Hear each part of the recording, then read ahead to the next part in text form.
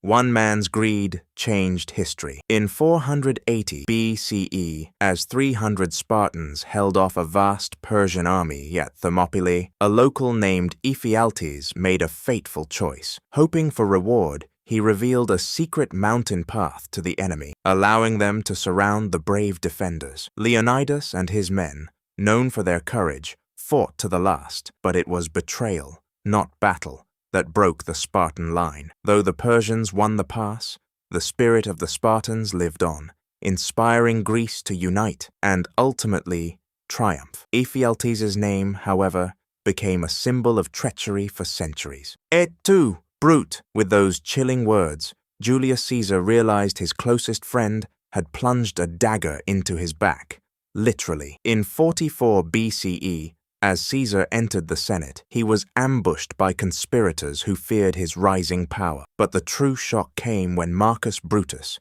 his trusted ally, and almost like a son, joined the attack. The betrayal was not just personal, it shattered the Roman Republic. Caesar's assassination triggered civil wars, paving the way for the rise of Augustus and the birth of the Roman Empire. In the end, Rome lost a leader, and the world gained a timeless symbol of betrayal. Not all crusades marched toward their enemies. Some plundered fellow Christians in the name of God. In 1204, the Crusaders set out for the Holy Land, sworn to defend Christendom, but greed and politics diverted their path. Instead of reaching Jerusalem, they stormed Constantinople, capital of the Byzantine Empire, a Christian city. Promises were broken, churches were looted, art, relics, and centuries of culture were taken. The fall of Constantinople shattered the East-West unity and weakened Byzantium forever. The Fourth Crusade became a crusade against its own. Not every city falls to an army. Some fall to a whisper. In 1258,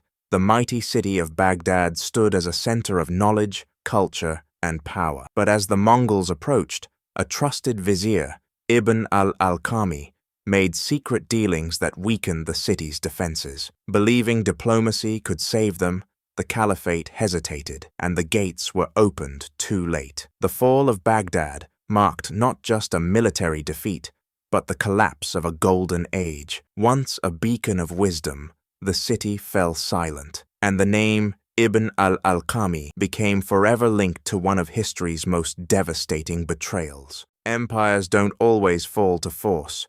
Sometimes they're sold for silver. In 1757, the Nawab of Bengal, Siraj-ud-Dawla, stood against the growing British East India Company, but behind his ranks stood betrayal. Mir Jafar, one of his top generals, had already struck a secret deal with the British. When the battle began at Plassey, only a fraction of the Nawab's forces fought. The rest stood still. Outnumbered and deceived, Siraj was defeated. This was not just a battle, it was the beginning of British dominance in India, and Mir Jafar's name became a symbol of treachery that still echoes today.